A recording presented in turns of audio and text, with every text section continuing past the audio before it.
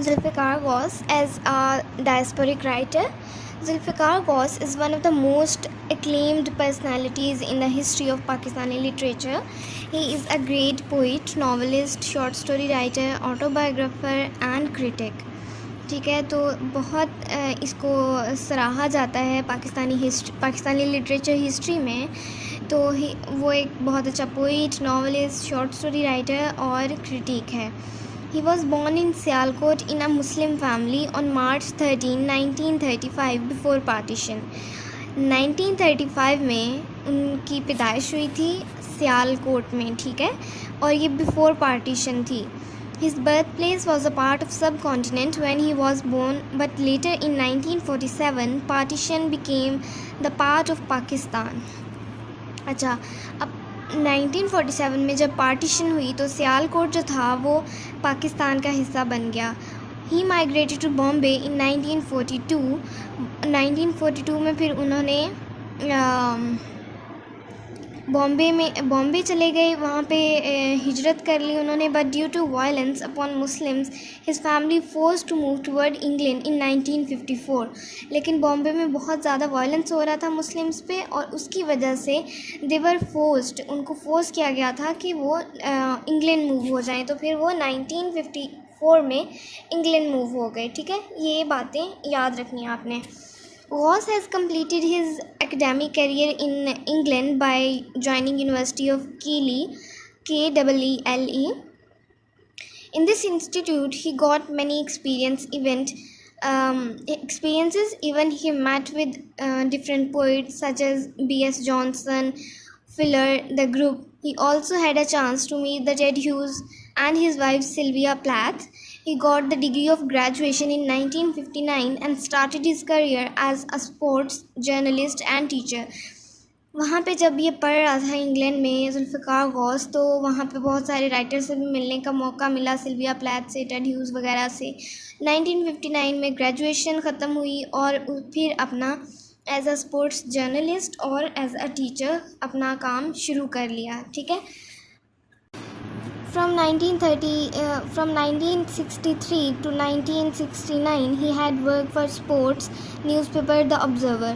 The Loss of India is a Poem was his first collection of poetry, which he published in 1964, and also wrote collection of short stories, Statement Against Corpses. ये उसका नाम था उसकी short story collection का, with his fellow poet Johnson. As an influential autobiographer, he showed glimpses of his life at the age of 30 in his work, Confessions of Native Alien. The Contradiction was the name of his first novel. He married to Helena Jalala Fontaine in 1964. Later on, he moved to London and joined University of Texas as a professor.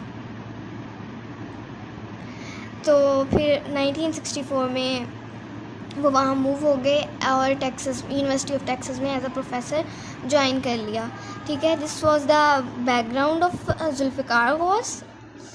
और अब हम बात करेंगे as a diasporic writer.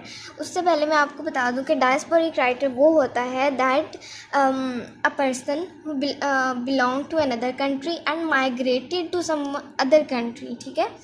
अब अगर मैं यहाँ से पाकिस्तान से इंग्लैंड में जाके रहना शुरू कर दूँ और मैं वहाँ पे लिखना शुरू कर दूँ, then I will be called as a diasporic writer, ठीक है। जो अपने मुल्क के बारे में लिखते हैं, अपने मुल्क से बाहर रहते हुए, उनको डायस्पोरिक राइटर्स कहते हैं, ठीक है। तो जुल्फ़िकार गौस भी एक डायस्पोरिक राइटर है, ठीक है।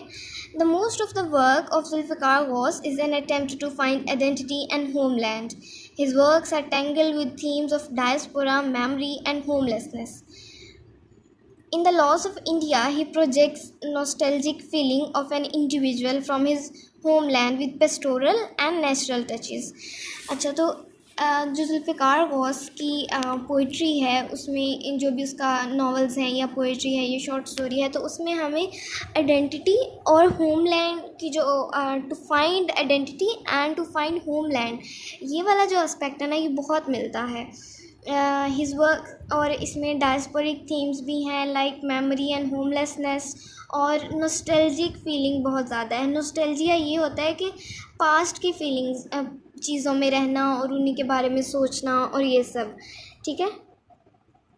Further, in his collection of poetry, Jet from Oranges, he projects industrialism and changes in society. The Violent West is an experimental and new from the collection of his poetry. Zulfikar Ghaus's works are embedded with the elements of diaspora, exile, alienation, loneliness, strangeness, and search, as well as quest for his own identity and cultural values. Zulfikar is one of the best Pakistani American poet. Therefore, much researchers has been done on it. His works have been center of attraction as well as remained a new aspect of exploration of the scholars. Ghaus exceptionally portrays the bittersweet diasporic experience that he has tasted in England. अब bittersweet क्या होता है, एक side तो उसकी बहुत अच्छी है और एक साइड उसकी बहुत कड़वी है, तो उसने ये जो जायका है ना, वो डायस्पोरिक एक्सपीरियंस, ये भी उसने खुद से एक्सपीरियंस किया हुआ है. The poet does few comparisons by making avail of the literary devices simile to picturise an absolute sense of loneliness and discontentedness in the unknown land. The diasporic consciousness has removed the reality and the poet has expressed his sheer diasporic consciousness. Further, Zulfikar Ghaus also talks about cultural differences between native people or diasporic people.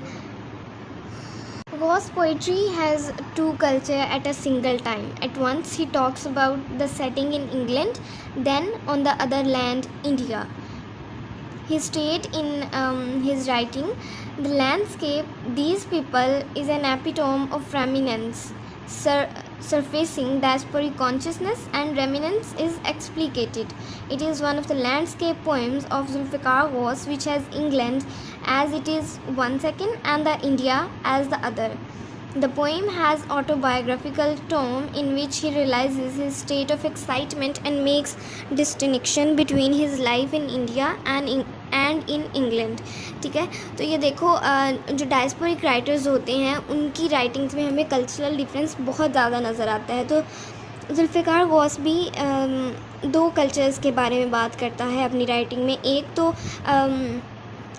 अगर setting की बात कर लें तो एक कुछ setting England में होगी, कुछ सेटिंग उसके अपने नेटिव लैंड इंडिया में होगी. ठीक है.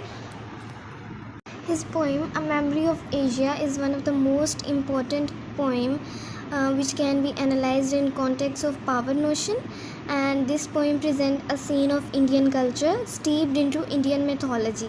अब देखो इसकी पोएम में इंडियन mythology और इंडियन कल्चर को भी प्रेजेंट किया है, उसका सीन है एक.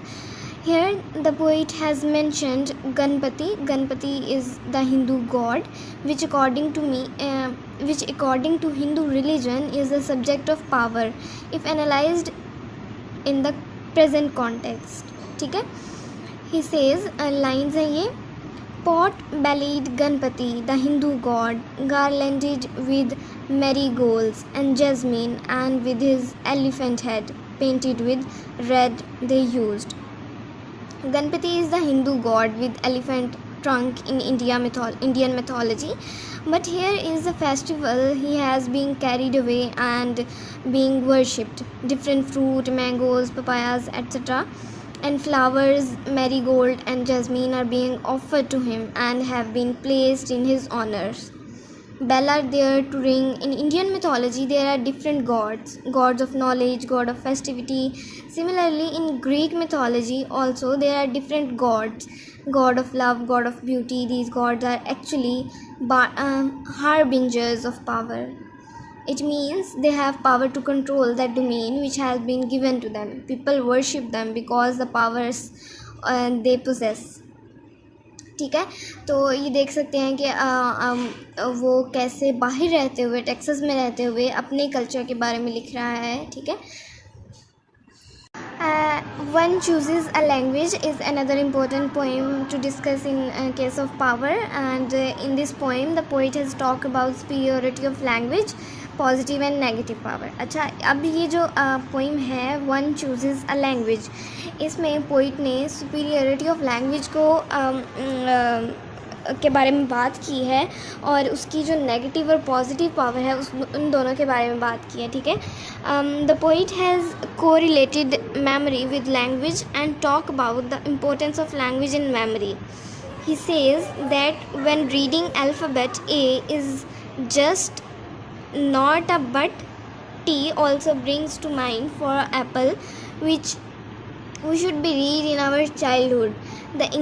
ये lines हैं आगे. The English alphabet dangled its A for apple when I was 8 in Bombay. I shuddered and chewed almond for a cure. My tongue rejecting a vernacular for a new language resisted utterness. Alone I imitated the accent of English soldier, the pitch and their tone. अभी वो in these lines he has talked about the idea I have mentioned above, but there is another fact which has been mentioned, that is the colonizing impact of English language. ठीक है.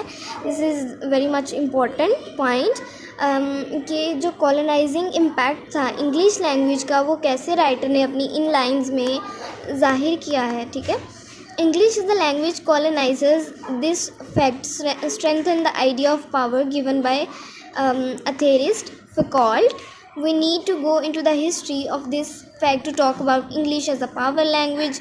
अच्छा, अब देखिए English has been used as a power language after colonisation. ठीक है. अब जिसको English आती है उसको सुपीरियर समझा जाता है और जिसको नहीं आती उसको समझते हैं कि इसको कुछ आता जाता ही नहीं है. ठीक है. तो तभी ऐसे ही समझा जाता था और ये सारे जो आइडियाज़ हैं ये सारे डायस्पोरिक एलिमेंट्स हैं जो हमें इसकी राइटिंग्स में मिलते हैं. To conclude, the researchers have selected poetry of Zulfikar Ghaus from his collection of poetry in research study to analyze one of its aspect, who is one of the most important Pakistani poet writing in English. ठीक है.